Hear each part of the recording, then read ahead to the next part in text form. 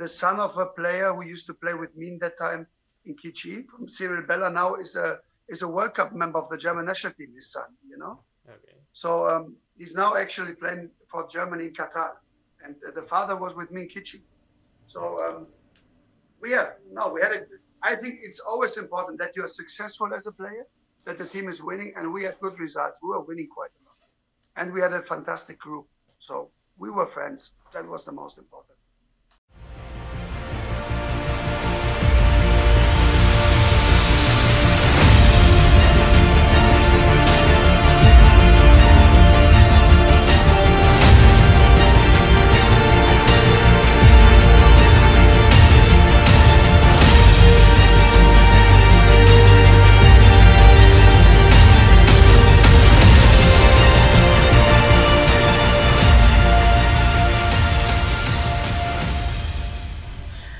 Welcome to the root of Hong Kong football.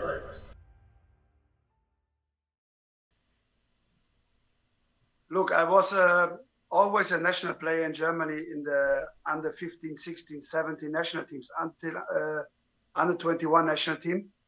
I think I was a very talented player, but I never had that speed to cope in the top level in the Bundesliga.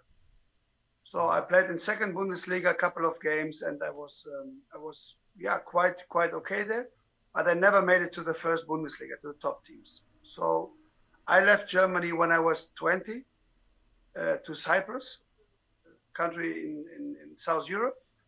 From there, I went to Saudi Arabia. I went to Malta. And then came this offer from Kitchee after 2008, when I had a fantastic season in Valletta in Malta, when we won the league and the cup. And I think they saw me against Juventus, because we used to win against Juventus Torino in a preseason match. And I was in touch with the Chilean coach back then, Julio Moreno, who's now in Qatar. We're still in touch. And he asked me if I could imagine to play in Kitchee. Then we had a chat in Switzerland when there was the European Championship. And we found out that we want to work together. So I spoke with Mr. Ken, and I liked the idea by making Kitchee a top team again. So he convinced me. I went to China, no, not to China, to Hong Kong, and I was happy. It was the right decision that time.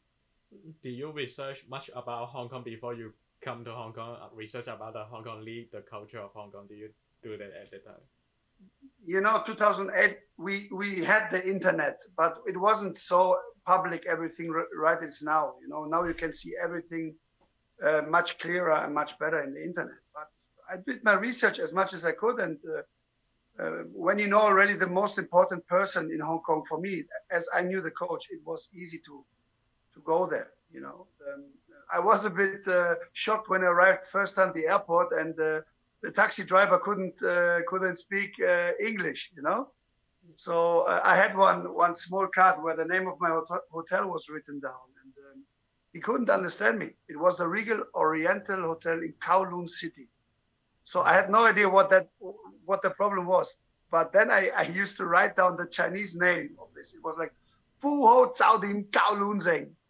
And that was my address so far. So that was the first impression I had about Hong Kong. And it was horrible hot back then. It was so hot and humid, and it was really, really difficult to even breathe in summer in Hong Kong. Do you think the weather was one of the reasons that some of the foreign players could not get used to play in Hong Kong? Let's say like that. Definitely everything needs adaptation, you know, and I came already from Malta, which is a country where always the sun shines. So it was also hot, but that heat in Hong Kong in summer, part with the artificial training pitches where the heat was always even hotter. And we used to do training at 2 o'clock in the day. So we never made training in the morning or in the night. We made 2 o'clock training every day. It was really difficult. And it affects, of course, a person from Europe like me, definitely. How is the living difficulties in Hong Kong? Because I read some articles in some newspapers said that you can not adapt the life in Hong Kong. Was that true or not? No.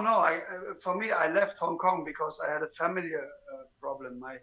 My partner back then, my ex-wife, she was struggling in like depressions and everything. So I had to leave in winter for that reason. I mean, I could have imagined to stay much longer in Hong Kong, but she wasn't so happy in Hong Kong, and she went back to Germany in the house we had back then. And so I decided in winter just to go home because of the family, because family was everything for me and is everything for me.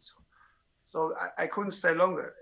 If she would be happy in Hong Kong back then, if she had a better adaptation, I maybe would be still today in Hong Kong. Okay. I liked it so far. I was happy there always. I never complained. No, never. I think in Kitchee, I was already in one of the best clubs, maybe the best club in Hong Kong back then, and they were fantastic people. Mr. Ken, his daughter was close to the team, the coaching team, everything was so familiar, and we had a good spirit in the group also. And no, it was professional, and I liked it, and I felt completely comfortable there. The weather it did affect me, yes, true, and you could see that in the beginning in my performances. I was a bit heavy in the beginning, but later when I got used to the weather and when I adapted, I even had good games. I scored a couple of goals and I had good games. So no, I left for familiar reasons, and I never came back to Hong Kong, but I wish one day to go back because I still have some people in touch with me, and